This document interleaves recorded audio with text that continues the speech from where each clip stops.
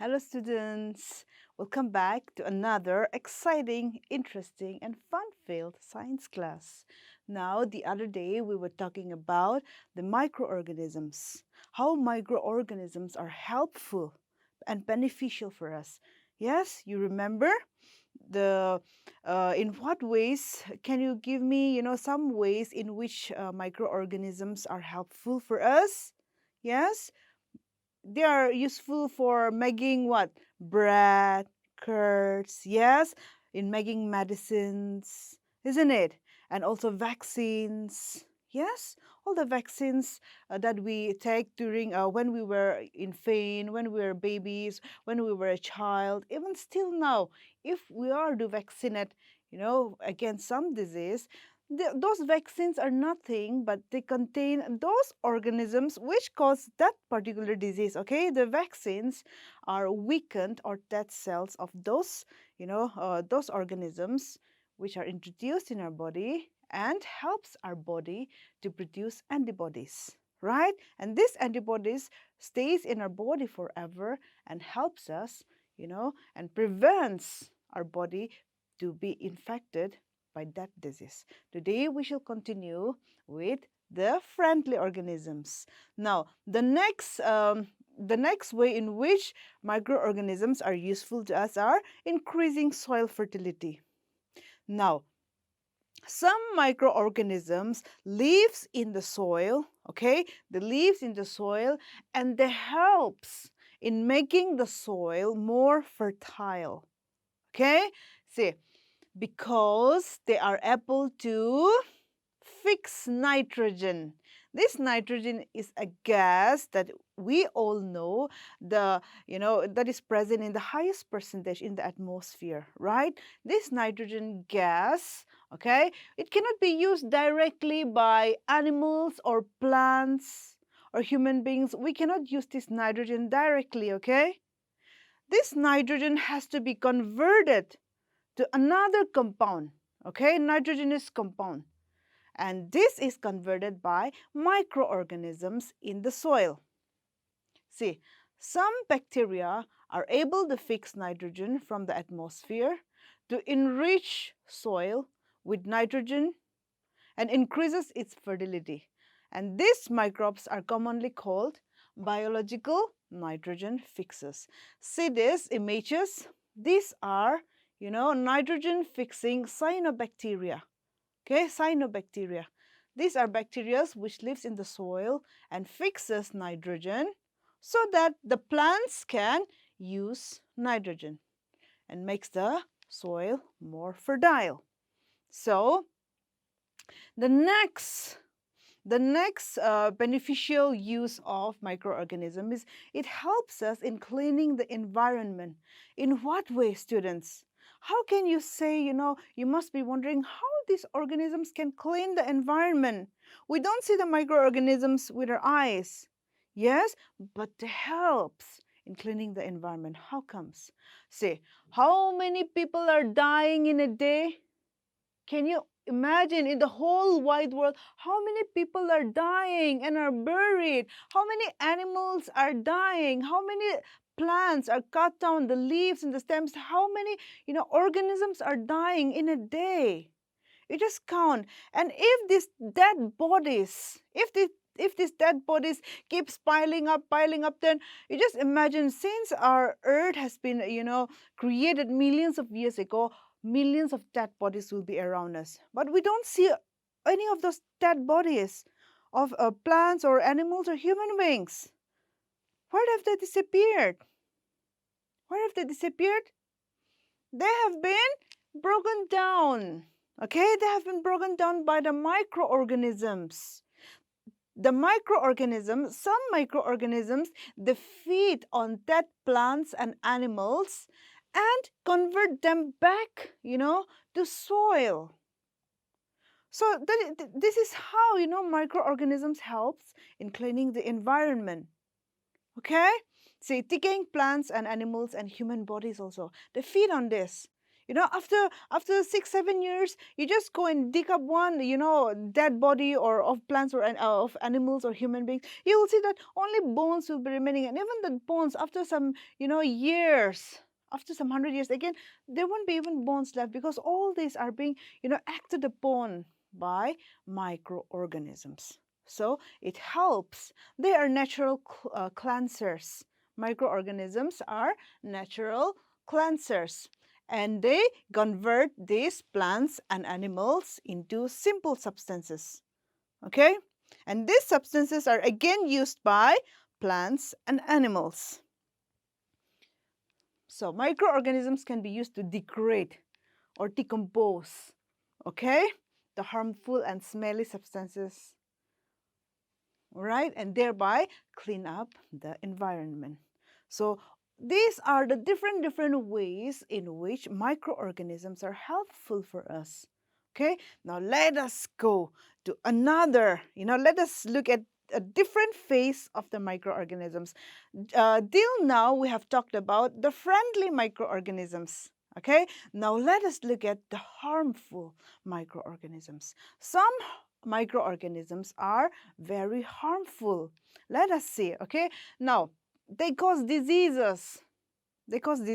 And these microorganisms which causes harm or which causes diseases in human beings, plants or animals, they are known as pathogens. Okay, remember that, students? Pathogens. Microorganisms are harmful in many ways. Some of these microorganisms cause disease in human beings, plants, and animals, and such disease-causing microorganisms are called pathogens. Pathogens, pathogens, okay? Some microorganisms, they spoil the food, they spoil our clothes, and they spoil leather goods. Yes?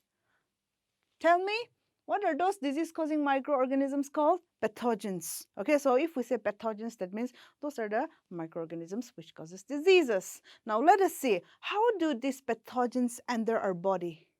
How do these pathogens enter our body? Through the air we breathe.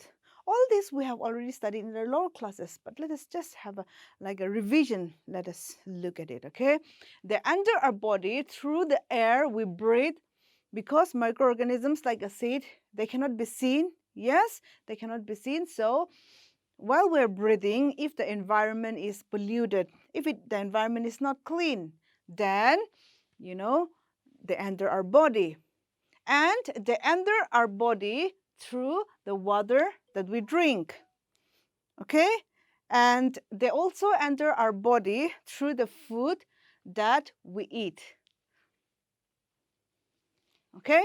So through the air, water, and food, microorganisms can easily enter our body. The second point, you see, they can also get transmitted by direct contact with an infected person or carried by an animal. Not just through, air, breathing of, polluted air, or drinking contaminated water, or eating contaminated food. The organisms can enter our body through direct contact, okay? Through direct contact with an infected person. And these diseases, which can be transmitted from one person to another, okay? The diseases which are caused by pathogens, and which can be transmitted from one person to another, they are known as communicable diseases. What?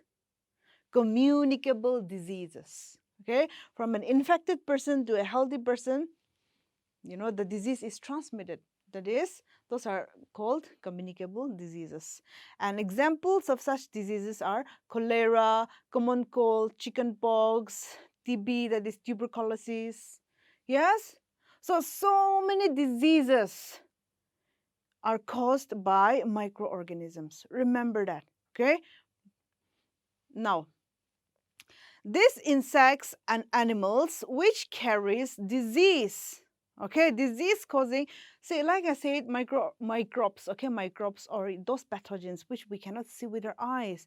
These are carried by insects, sometimes not directly, okay, but they can be carried by insects and animals. and they are known as carriers. For example, let us see, malaria disease. All of us have heard what malaria is. It is caused by a mosquito bite. Yes, it is caused by a mosquito bite. But remember, students, that it is not the mosquito itself who is causing the malaria. No, but mosquito carries a microorganism, okay, a parasite, a protozoan called Plasmodium.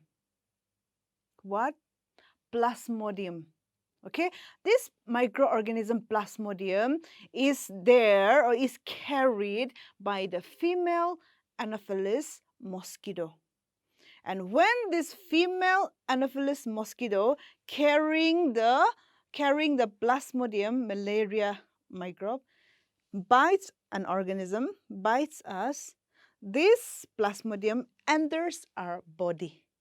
Okay, it enters our body and causes malaria. And the virus, and this microorganism will start, multiplying, and then it causes malaria. So that mosquito is a carrier. A person who carries is a carrier, right? So the animals or the insects which carries the microbes, they're known as carriers. So female, and like I said, malaria is not caused by all the mosquitoes. No, not all the kind of mosquitoes, but female Anopheles mosquitoes, which carries the Plasmodium. And also dengue fever. Have you heard? Dengue fever? Yes, it is also caused by a mosquito bite. And this mosquito carries, and this mosquito is called female Aedes mosquito. AEDS, female Aedes mosquito, okay? This carries, okay, the dengue virus. Now let us see these two.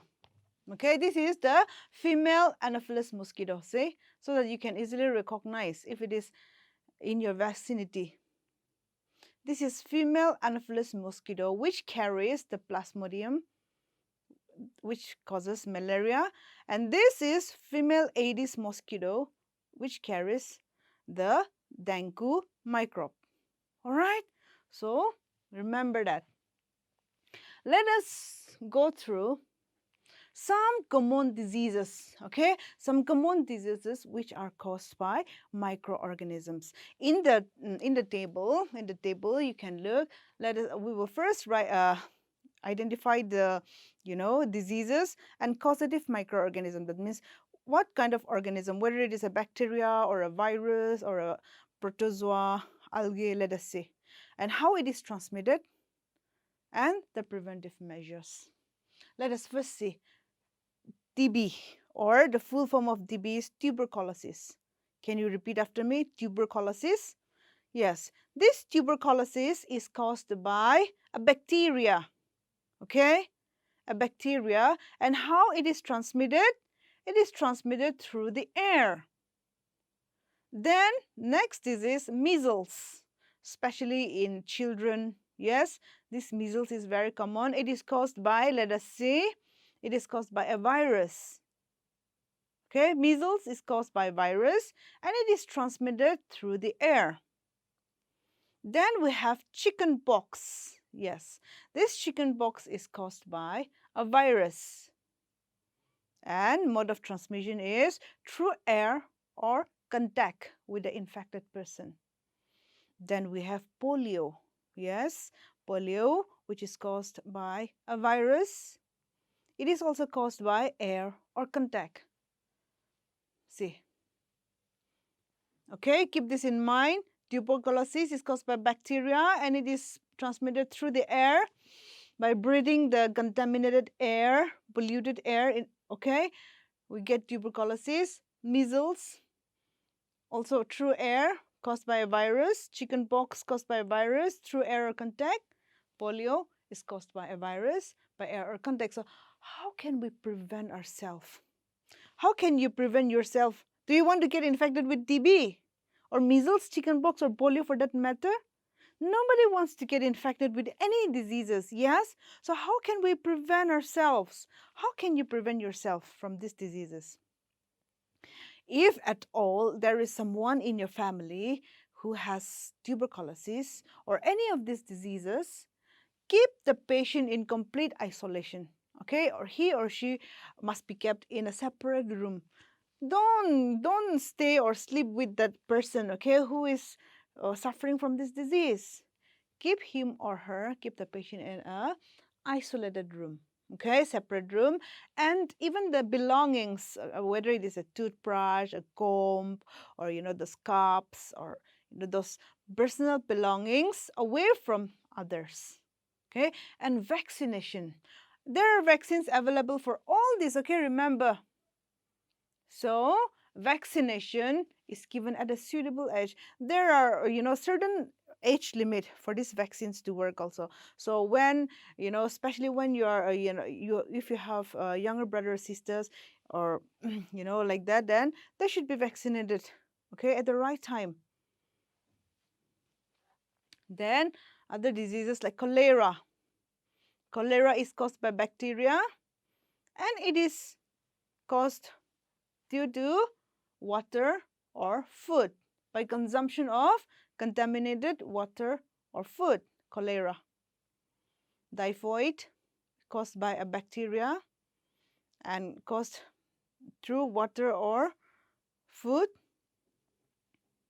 Okay, now, so how just by looking at the mode of transmission, how can you prevent yourself from getting infected with cholera and typhoid? And they are both caused by bacteria, okay, not virus, not protozoa. They're caused by bacteria. Maintain personal hygiene. Okay, you have to maintain, hygiene, cleanliness, all right, and good sanitary habits. Yeah, in the last chapter also, adolescent stage, we have already talked about how to maintain your body personal hygiene. Yes, you have to maintain personal hygiene, and consume properly cooked food, okay, and boiled drinking water. Don't simply just drink water, fresh from the pond or, the river. No, you have to boil it. Boil the drinking water and the food. Make sure that the food is prepared in a clean, hygienic way. Okay, wash all those meat or vegetables or whatever, and then you cook it properly, not raw. Okay, so this is how you can, we can prevent ourselves from getting infected. Also, there are, vaccines against cholera and typhoid. So make yourself available to, get administered with these vaccines. Hepatitis A, yes, hepatitis is caused by a virus and it is spread through water. Hepatitis A, so there are different types of hepatitis, okay, hepatitis A, B. So hepatitis A is caused by a virus and it is transmitted through water. So drink only boiled water, and vaccination is also available. Then malaria, caused by a protozoa, Plasmodium, caused by a mosquito bite. And in order to prevent yourself from getting infected with malaria, because it is also a very threatened disease, yes, so make sure that you use, especially during summer, yes, when there is lots of rain and sunshine, like this, mosquitoes will breed like anything. If there is any wet place, okay, they will breed in water. So during this monsoon, make sure that you use mosquito nets, okay, mosquito nets, or insect repellents like the good night and all those, and spray insecticides. And make sure that you don't keep any stagnant water around, like in the kitchen or just outside the kitchen window. Some people just keep on throwing, and then the water gets collected in one area. Yes, and even the drums and the tanks, water tank, don't keep them open, because in stagnant water and open water, the mosquitoes will breed and more mosquitoes will be there. Okay, so make sure that there are no stagnant water around in your house, and use mosquito repellents. So these are some of the harmful microorganisms, and these are some of the diseases which are caused by these microorganisms, and we have studied how to prevent ourselves. So keep all these things in mind and practice, okay, in your daily life. Okay, all these studies, all these chapters 1, 2, 3, 4, whatever, this is not just for passing examination. Okay, this is to apply in our daily lives. Remember that, students. So until the next class, you take care and see you. Bye bye.